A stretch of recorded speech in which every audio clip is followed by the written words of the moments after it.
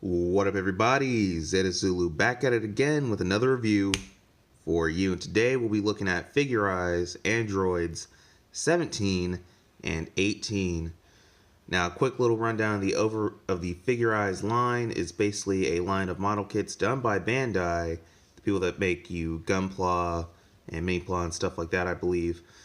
And they do more humanish, non-robot figures, essentially, or models, essentially. Man, can't talk today. But these are part of their Dragon Ball line of Figurise models, and these may not be the first, but these are definitely ones that I have in high regard for because they're kind of my substitute Figuarts, because trying to hunt down an Android 17 and 18 Figuart is a asking your wallet to jump off a cliff for them, which I'm not willing to do. But these guys make a good substitute for that, and they scale pretty well with other figures, with other Dragon Ball type figures like Figuarts or Dragon Stars, or even their own line, Figurise, and we'll see that a little bit later towards the end. So let's get going, and we're going to do articulation rundowns of each, and we're going to start off with 17. I know I said articulation rundown, but we're not getting to that just yet. I want to show off some of his nice detail and sculpting for this model. Like, they put a lot of effort into these to make sure all their details look really good all the way through, and trying to hide like panel lining and like, or not panel lining, but seam lines like this. And I feel they do a pretty good job. He's molded in a lot of black, a bunch of blue, some white, and stuff like this green and the orange for his scarf and whatnot. And sticker wise, his red ribbon logo, the gold and brown on his belt, and I believe that's it. Oh, and this little silver sticker on his gun holster. So very minimal stickers, which is very good for these. Like, they only do like kind of small detailing and whatnot if they do use stickers on these kits, which is really good. So posability for 17, he can look up that far and look down that far, and that's accomplished by both a ball joint, like a double ball joint in his head, and a hinge in his neck / torso, so he can look down into his scarf. His shoulders are on a ball joint, and they can go out that far. They can come forward on this hinge in his chest. They can rotate a good 360, rotate at the bicep 360, and get a little over 90 degrees in that elbow. And his wrist, just on a ball joint, so you get the rotation and the wiggle and whatnot. His waist and chest area, essentially a double ball joint. There's a ball joint essentially in here at the top, and there's a ball joint at the bottom right here. So it lets them arc, lets them crunch, and lets them rotate in various ways. And then the legs, they're a bit limited, but still pretty good. You get an okay forward. It's a little bit hindered by the gun holster, which is on a ball joint, so it can wiggle waggle and get out of the way a little bit. You can definitely go out a decent amount, and he gets a little bit of rotation in his thigh, and a single jointed knee gets a little bit over 90, and then a ball jointed ankle. So he's pretty posable, so he can get into those poses where he would square up with them Z fighters, or maybe throw some hands at an Namekian, you know, do that good stuff. Not really good, but you know what I mean if you know Dragon Ball. So that's 17's basically articulation and design and whatnot. So let's get him out of the way and take a look at his sister, if he would stand. So 18, pretty well sculpted as well. Like, her jacket has a lot of good detail through it. The pockets, the buttons and whatnot, little fringes on it, on the sleeve, pockets on the skirt part of it, and her boots are really well sculpted. Color-wise, she has yellow for essentially her hair, the flesh tones, white, blue, this blue rubbery kind of plastic, black for her shirt and legs, and then brown for her boots.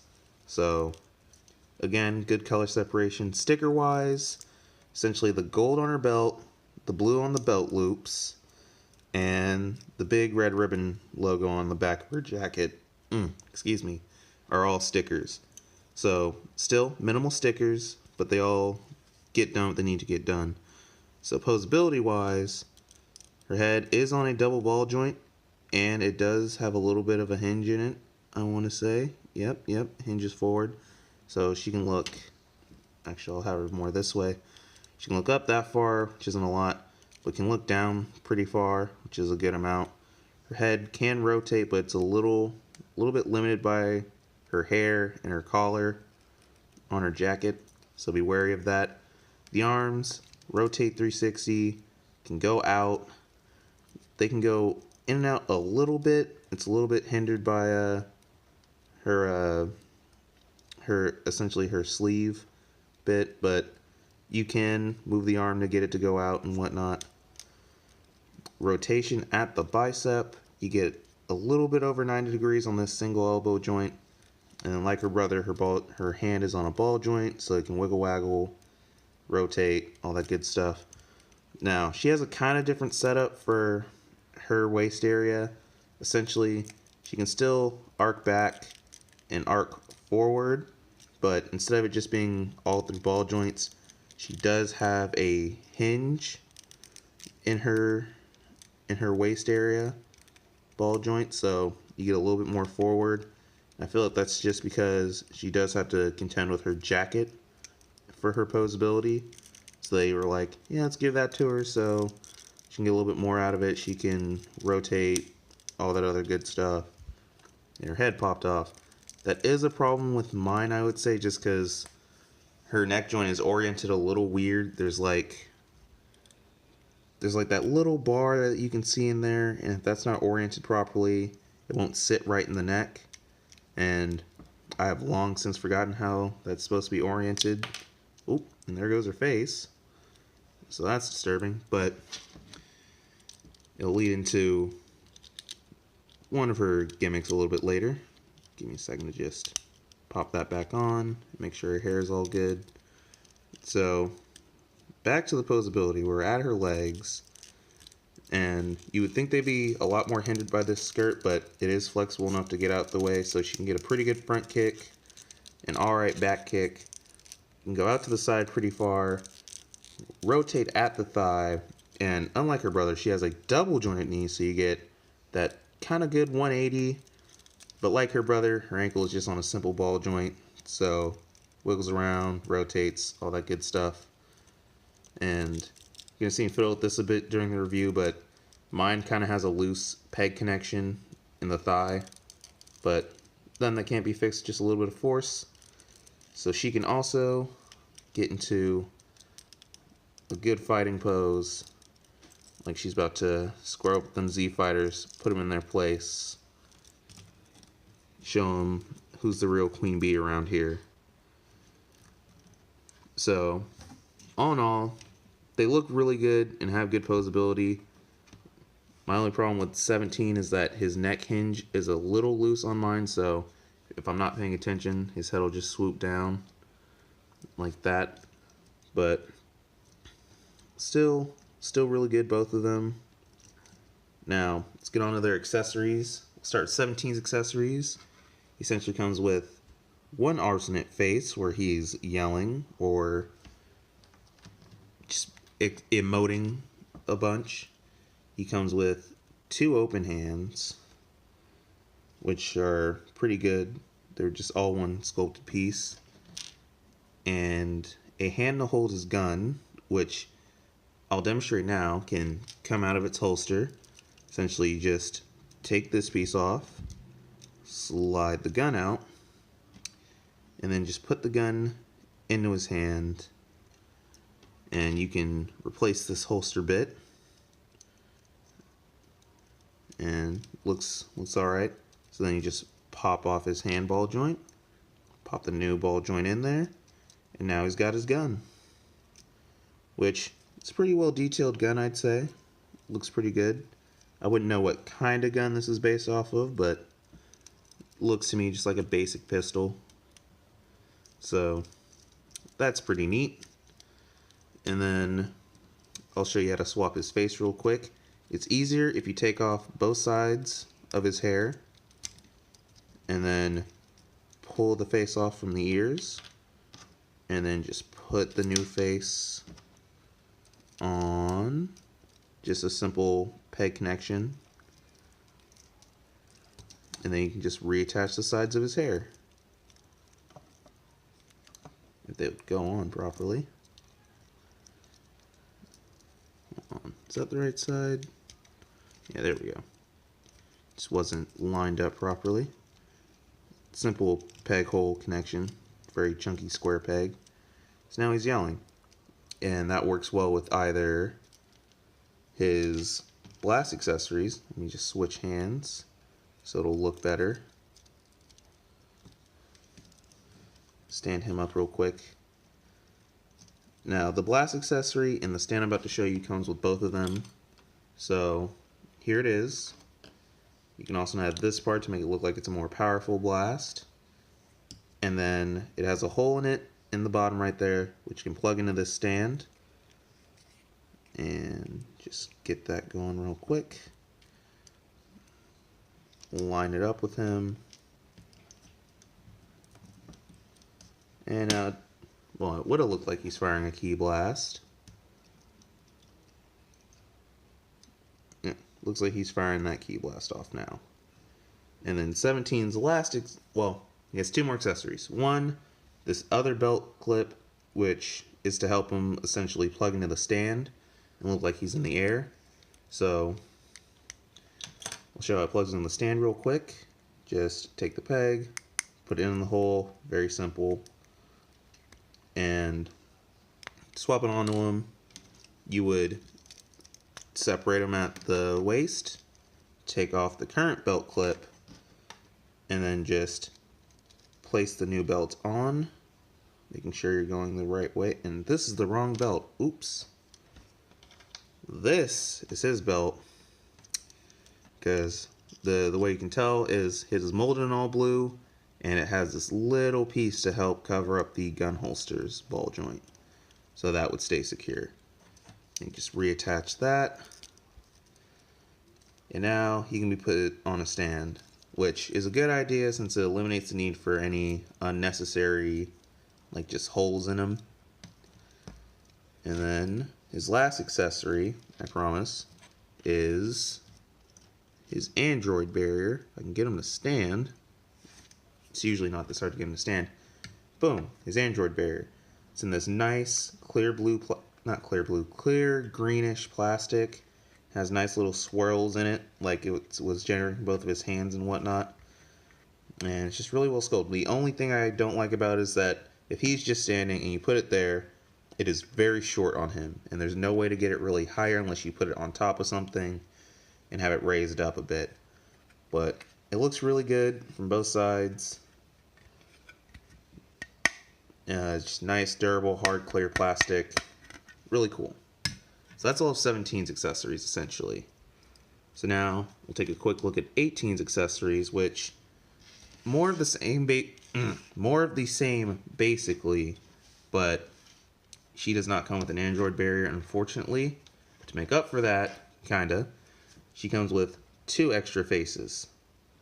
One kind of yelling face, and this other kind of looking down on you face, which is very piercing, very menacing if you ask me. She does come with two alternate hands, which are pretty nice, just splayed open hands. And as I said before, she comes with essentially the same beam effect part and stand. Now, to get her to use her additional stand connecting waist piece, which is this one I first showed off by accident, it's the same process.